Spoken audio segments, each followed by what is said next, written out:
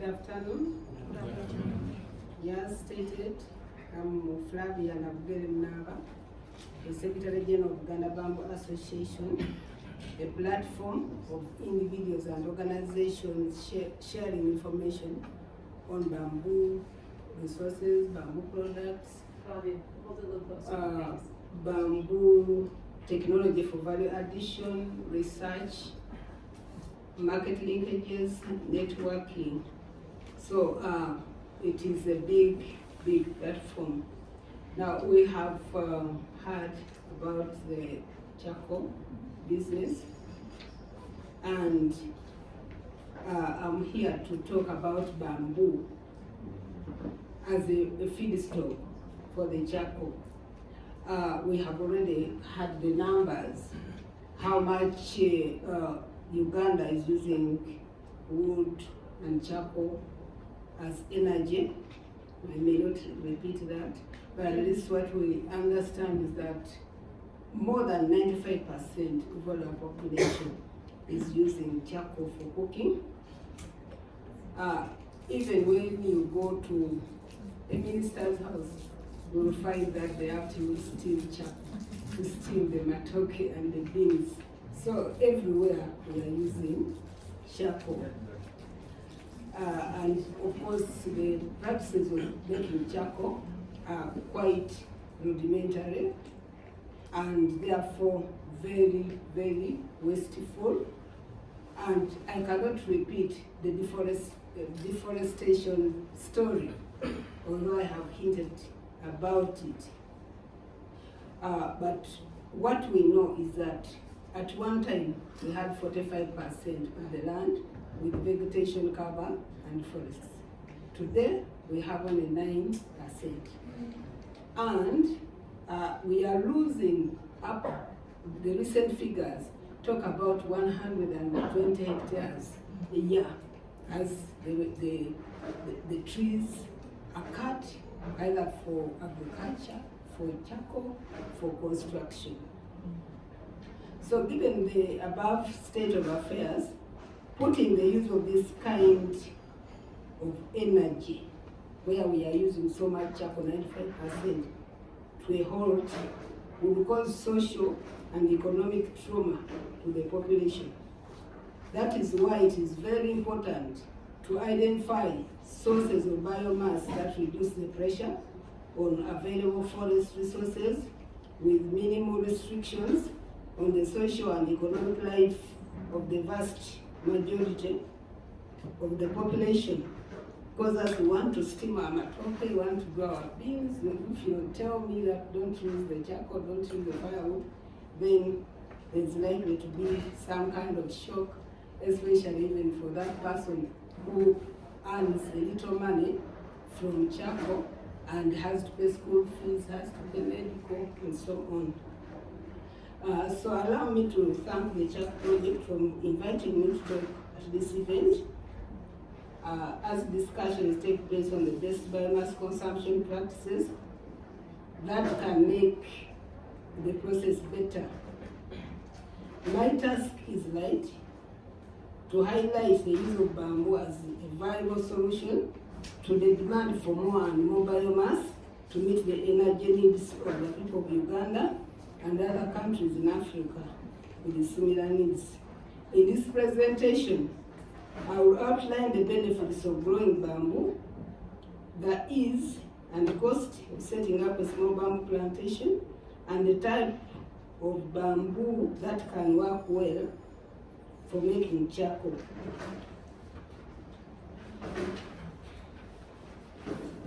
There are many species of bamboo globally. Moreover, bamboo is well known as a versatile plant with multiple uses, and its uses include subsistence, commercial, food, construction, and so many others. So it offers vital economic, ecological benefits to many people in the world. It is a plant found almost everywhere in the world and is known to grow rapidly. A bamboo column reaches its full height in about 60 to 90 days In 3 to 5 years, the kernel or the pole is ready and mature and can be harvested depending on the intended use. Now, in my write-up I prepared for the Uganda Bamboo Association, I have compared the benefits of bamboo with some other trees for purposes of charcoal. Now, before I go to that, when you have the pole of bamboo and you cut it, you can use 40% for other factors like furniture, but the remainder, the 60%, you could regard it as waste, but it can never be waste. It can still go to charcoal, it can still go to briquettes. Now we look at the benefits of bamboo as compared to other trees. When you look at one tree standing like this, and you tell the citizen not to cut that tree, and yet that citizen has to cook food, you have issues there. But if we have bamboo, these are some of the benefits as compared to the other trees. Bamboo grows very fast and is not easily destroyed by fire or drought. I planted the bamboo plantations, it was burnt 3 times, and it still sprouted. It came back as if nothing had happened, more vigorous than ever. It has ecological benefits, and then it has over 40,000 products can be made out of bamboo. And there are numerous ways in which bamboo can help in climate change adaptation. It can act as a carbon sink, and it sequesters more carbon than other trees, and because it grows very, very fast, it produces more oxygen, about 35% more oxygen than other trees. Now, for a comparison, if we have bamboo 1 hectare, it will sequester 53.44 tons of carbon per year. That is from Bamboo Village, Uganda. If you have pine, 1 hectare will sequester 11.8 tons of carbon per year. That's from Kerala. And if you have eucalyptus, 1 hectare is sequestering only 8 to 10 tons of carbon per year. So you can imagine the nature of bamboo for climate change and global warming as compared to these other trees. But then, as indicated in that table, bamboo stores over 5 times more carbon dioxide than pine, and in terms of biomass, when planted, bamboo matures after 3 years and may be harvested annually for up to 50 or 120 years. At Uganda Bamboo Association, a bag of charcoal from bamboo, which is not chopped up like they do, is sold at 40,000. Yet the same bag of charcoal right now should be at 60,000. The leaves and twigs of bamboo and other waste from bamboo can be used for briquettes. So bamboo protects the environment in many ways and is processed in many ways, and yet it can give income. I have come with some of the products from Uganda Bamboo Association. We have the bamboo charcoal. You'll be able to look at it. It cooks very well, and it has a bright, a very hot flame. But the process of making this charcoal, we have a pyrolysis system which has even a condenser and some pipe. maybe if someone will be able to look at this booklet, will be able to see the machine that we use. We put some cuttings of bamboo in that machine, the pyrolysis machine, and then we use a little bit of bamboo firewood to fire it up. And as we light, the carbonization process produces, first of all, tar, like the tar which is used on the roads, but it is some kind of crude oil, which can be processed again into biofuel. Then we collect the remaining gas through a condenser, and that produces vinegar.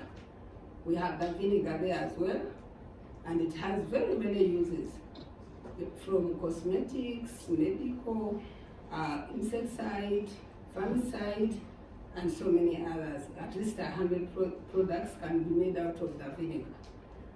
Again, there is another gas that escapes. That is a methane gas. That one, we are again in the process of containerizing it. It gives a very good, bright flame. So as we make the charcoal, we are collecting the tar, we are collecting the vinegar, and at the same time, if you want to cook our beans, we can cook our beans. But where we are now, I think that's where we need the incubation of the charcoal project, because we need to containerize that gas so that it can also be sold for cooking. And there's nothing to the atmosphere for greenhouse gases to defile our environment. So what we can see from bamboo, it protects the environment, it cleanses the air we breathe. We have already talked about its capacity to sequester carbon dioxide and also to produce oxygen. Because of the fast growth, I have a certain bamboo in my compound.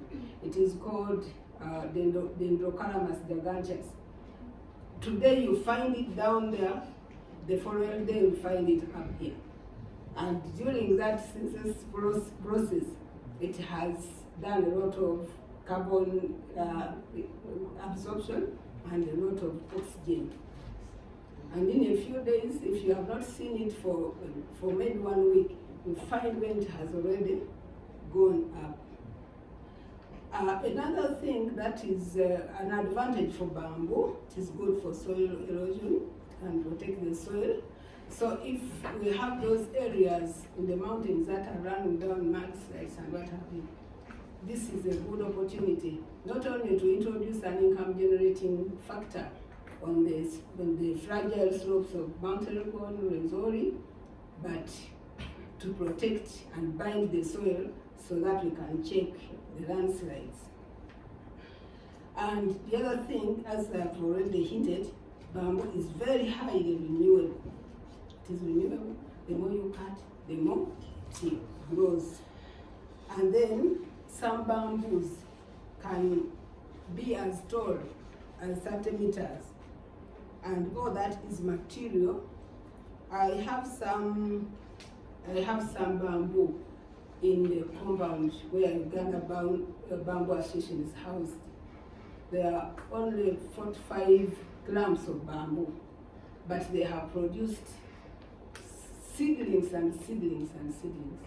And the seedlings are sold from 2,500 to 5,000 per seedling. And it doesn't get consumed. And in the process, there's a lot of waste, which should go for briquettes. But because we cannot do everything, we find that the waste is standing there. But even that waste can be carbonized for fertilizers to form biochar, and you mix it with other waste material to come up with fertilizers. Another thing, therefore, is that bamboo is a good substitute for wood. It burns very, very well and very fast.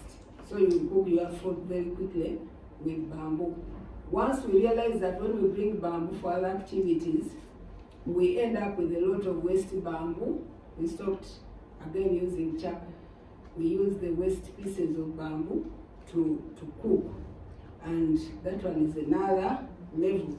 Then bamboo shoots are good for food, and when we get just one bamboo shoot from that plantation of mine, it is very delicious. It can be eaten fresh, or it can be processed. So, and is able to bind, to check runoff that will be able to cause flooding. Then you can see that where we have bamboo, even the water resources they are cleaner and also better. When you find that the landscape, the banks are degraded, then the water starts drying. That is the bamboo, how exciting it is. When I was there as a minister, I was always looking for how do I retire? What is the exciting life I can live after my working life, which continues to help people to get out of poverty. It gives them income, and it helps the nation to earn revenue, as well as contribute to the global effort to fight impacts of climate change. And I was really struck by bamboo as I call it a plant where God has touched so much treasure. Now the ease and cost of setting up a small plantation. Growing bamboo is easy. It can also be fun and even gratifying. Growing bamboo for whatever end product you want requires less of your time, less of your money, and maybe a little of your effort. Although when it comes to large-scale bamboo growing, you might have to use a little bit of money. Uganda Bamboo Association has 500 hectares of land in Nakasongola where we are planting bamboo, and even we are inviting people to come so that we form a cooperative society and we plant together, because that is now large scale. But my 10 acres, which I planted in 2020, I'm able to harvest 1,000 poles each year, and I'm sorry to say that the waste is still lying in the field. I have not encouraged the locals to pick it for firewood, and neither have I taught them to make the charcoal, because I don't have the capacity to teach them. But I know when I'm together on this project, we shall be able to go in there so that we encourage them to plant as they see the value. In growing bamboo, you have to identify the need for which you want it. If I want to make timber, then I'll plant the giant bamboo, the Biomass, gigantus and asper. But still there will be a lot left over for what? For charcoal and for briquettes. Then we have some bamboo here, local. It is yellow in color, and the green. The green one, we call it sometimes the shameless bamboo because it grows anyhow. If you have a small piece and you throw it, you will find it what? Growing. I planted that one. Some people are underlooking it because it has been around for some time. But is it ADRA and Life Shelter International? They have built, they are very nice cottage using that bamboo, and it looks very good. You can use that bamboo, it's called Bamboo vulgaris, and the yellow is called Bamboo vulgaris vitata. You can use it for charcoal, you can apply it because it is good in the environment here. But in the northern region there is solid bamboo. It is called I don't know how to pronounce it. But the sneaker, it is solid, and I think I came with a piece of that bamboo. That one would be very, very good for charcoal. Very good for charcoal. because it is soil, it doesn't have a hole in it, and it is heavy, and it is local. Then in the Mount Elgon, we have that other mountain bamboo which they normally pick off from Alewa, but it is also very good, and it is also good for making what? Clothes. So you can plant that kind of bamboo, and you'll be able to harvest. If it is charcoal you want, you'll get the charcoal. If it is construction, you'll be able to construct. Most bamboo will be useful for most things that you want to manipulate it into. Except you will need enough supply of water, especially at the beginning when you are beginning to plant it. Then you will need, that bamboo will need a good exposure to sunshine. You'll need the right temperature. If you are planting the mountain bamboo, it has to be in a cold place. If you bring it down here, it will not grow. However, there are some other exotic bamboo resources that we are beginning to get from abroad. Those ones you might plant them in the cold areas and they will still grow. Then you plant them down here in the hot areas and they will still grow. However, it will grow best in very drained soils. So you can start your own bamboo plantation by just picking one seedling and you plant it. Or if you planted about 4 in this room and you allow them to grow, within 3-4 years you will have a forest. And even if you harvest it for your energy needs, you as a person, you will never be able to exhaust it. And how much does it cost?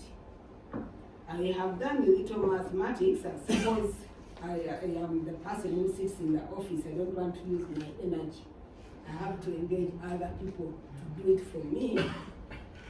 Land clearing per hectare, which is 2.5 acres, you need to spend 250,000, and that is 250,000 per hectare. How many is that? Could I ask? That is clear. You are clearing the land to that's plant. clear. Maybe then pitting and planting, you might have to use 5,000. That is if you are not doing it yourself. But even when you do it yourself, you are able to. It is only the attitude that we sometimes have. But in case you have your money, you can use someone to do the pitting. You make the pit like you are going to plant a banana plantation. When I was planting mine, I was putting in ash as the fertilizer. But you can put in other fertilizers, but it is not necessary. You can still just plant it and you leave it there. It will cause its own fertilizer. Then as the seedlings are 2,500 to 5,000, depending on the type and depending on whether you are a member of Uganda Bamboo Association, so you are buying them with the members. Then weeding, you might have to do it 4 times a year, using 150,000 per time you weed that hectare. However, you can do a shortcut. You engage other people to grow beans and the other things while the bamboo is still what? Young. But you cut out the spot weeding, because if they grow their beans and whatever on the plant itself, then they will interfere with the shootings of the new plants. So you have to do the spot weeding, make sure that your plant is free from any interference. Then you can grow the beans, you can grow the potatoes, the cassava, the maize during the first 2-3 years before the canopy catches up with you. If the canopy catches us up with you, you still can grow ginger, you can grow turmeric, you can do mushroom, and you can keep bees there so that you can harvest honey. Then for managing, you have to manage and survey and also do the thinning. If you don't do surveillance, people with cattle might come in and destroy your plantation, because the cattle really love the bamboo. They love the young bamboo. So you have to put in some effort for at least 3 years. And I put that at 100,000 per month for the farm what? The farm guard, someone who is surveying all the time to see that no one is using the area for grazing. So, in conclusion, I would like to recommend that instead of lamenting how many trees we are felling, how little feedstock we have a lot in bamboo, and if we can even ourselves go and start planting bamboo on the land that our grandparents have and our parents. There's a lot of land that is idle out there. You plant bamboo and you are able to save the environment. At the same time, you create the feedstock for charcoal, for briquettes, as well as for those who want firewood. So thank you very much. I have a quick question. On the seedling cost, you said it was 2,000 to 5,000. That's per seedling? Mm-hmm. How many seedlings would you need per acre or per hectare? Okay, per hectare, depending on the type of bamboo, you need 400 bamboo seedlings for a hectare, or you need 200 seedlings per acre, depending on the type. If you are using the giant, you need to space. You put 7 meter by 7 meter and by 7 meter. Sometimes you can put 5 meter on this side, but it is advisable from the experience that I have, because now I have an experience of almost 8 years. If you put one here and one there, then they come too close together and they start bending over. So it is better to put 7 meters. In the end, you will find that they sort of like clamp up. You might find, if you have not managed it, that one seedling which you planted 3 years ago has up to 100 poles growing, and you have to thin and cut it. And do you have an estimate of how much water each plant needs? Water. On a monthly or annual basis? This is what we have seen at the beginning of the rainy season. If I plant at the beginning of the rainy season, by the 4 months of the rainy season, especially the March season, the bamboo is out of danger. Even if the sun comes, it will not affect it. And the dry season in between July and September is short, so it will hardly do any harm to it. The problem will be if you plant in the September one, and then the sun comes and it takes too long. There it might be able to affect it, but still it may not kill it, as long as it has already, the rhizomes have already caught in the what? In the ground. But when you are establishing a nursery, that's a different thing. Just like anybody looking after a baby, you have to do a lot of work on the nursery. That's why the seedlings are expensive, and they have to be in the nursery for over a year, so that when the plant goes to plant, the chances of that bamboo dying are minimal. Yes. What has been your experience with termites? Some places actually would consider have a lot of termites. Do termites affect bamboos? What would be the implication of that? There are some types, like the ones we have got from outside the country, where we have planted them and someone has reported that the termites are affected. But mostly the termites have not been affected. And when I have used my vinegar on the termites have died. When I have used my vinegar to mix it with the treatment for the bamboo poles, the borers do not touch the bamboo pole. So the termites may not be a problem when you are planting. But if they threaten, I think we all know what to do. Yes. You talked of water supply when you plant it, but can you plant it like Zona? Can it survive there where there is much water? In the water, in stagnant water, no, bamboo will not work. It needs porous soil where the water, for instance, when we are making the nursery, we mix the loam soil with the sand, and we have to keep on watering every day. So when we plant finally, let us not plant where there is stagnant water. When the stagnant water is there, even those ones who are more experienced in bamboo, they say they are still experimenting to find a species that will grow in water. Yes. Mine is about the charcoal production. In your presentation, it seems you are using a high technology for making charcoal. Can someone use our traditional way of making charcoal to get out good charcoal? Yes, you can, except we want to do the emission recovery so that nothing goes into the atmosphere.